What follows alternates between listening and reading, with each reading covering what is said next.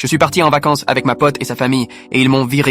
Alors voilà, moi et ma meilleure pote Lina, on préparait ce séjour à la mer depuis genre 3 mois. Elle m'avait invité à venir avec sa famille à Biarritz. Ses parents me connaissaient depuis le collège et sa mère avait même dit à la mienne, t'inquiète pas, on s'occupe de tout. J'étais trop contente. Ma famille part jamais nulle part. Les 2 premiers jours, c'était parfait. Plage, glace, pizza, balade sur la promenade. Son petit frère Hugo était relou comme toujours. Mais bon, normal. Ses parents avaient l'air contents de m'avoir avec eux. Ils arrêtaient pas de dire, c'est chouette que tu sois venu. Et puis le 3e jour, ça a dérapé. On était en train de faire un mini-golf et Lina a commencé à agir chelou. Genre hyper silencieuse, elle me lançait des regards bizarres. Je lui ai demandé si ça allait, elle a juste haussé les épaules. Sa mère a capté aussi et lui a demandé ce qui se passait. Et là, elle a pété un câble. Elle a commencé à crier, genre vraiment, devant tout le monde. Elle disait que je volais toute l'attention, que ses parents ne me préféraient, que j'étais fausse et que je gâchais ses vacances. J'étais en mode, j'ai rien fait moi. J'étais juste normale, gentille, comme d'hab. Son père a essayé de la calmer mais elle continuait, genre en larmes et tout. Elle a dit qu'elle voulait plus de moi là-bas, qu'il fallait que je rentre. Sa mère était super mal à l'aise et me murmurait des excuses pendant que Lina faisait son show devant tous les gens du mini-golf. On est rentré à l'hôtel. Là, ses parents m'ont pris à part. Son père a dit, on est désolé mais peut-être que ce serait mieux que tu rentres plus tôt. Sa mère hochait la tête, genre désolé mais impuissante. J'étais sous le choc. J'ai rien fait de mal. J'ai appelé ma mère en pleurant. Elle était furieuse. Elle m'a dit direct, tu bouges pas. On a payé pour ta part. Tu rentres pas à cause d'un caprice. Et là, j'ai capté un truc. La réservation de l'hôtel était au nom de ma mère. Elle avait utilisé ses points fidélité pour que ça coûte moins cher. Et la famille de Lina devait juste la rembourser. Donc en vrai, j'avais autant de droits qu'eux d'être là. Je suis retourné frapper à leur porte. Le père de Lina a ouvert. On entendait la famille discuter à l'intérieur. J'ai pris une grande inspiration et j'ai dit, je comprends que Lina soit pas contente, mais ma mère a payé pour une partie de cette chambre. Je pars pas. Leur tête. La mère de Lina a dit, comment ça? C'est ta mère qui a payé. J'ai expliqué pour les points fidélité et tout. Le père a sorti son téléphone. Il a regardé les mails. Et en fait, ouais, ma mère avait payé les 2 premières nuits. Ils avaient juste oublié de la rembourser. Donc techniquement, j'étais plus à ma place qu'eux. Lina est sortie de la salle de bain à ce moment-là. Elle m'a vu et direct, pourquoi t'es encore là? Je lui ai raconté pour la réservation. Elle est devenue rouge et s'est remise à crier,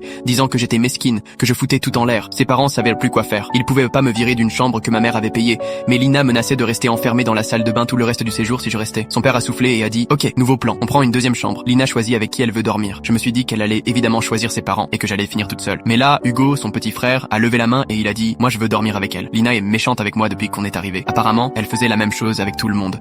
Et voilà comment j'ai passé le reste des vacances avec un gamin de 10 ans. Franchement, il était trop cool. On a regardé des films, commandé à manger, et il m'a appris un jeu de cartes trop marrant.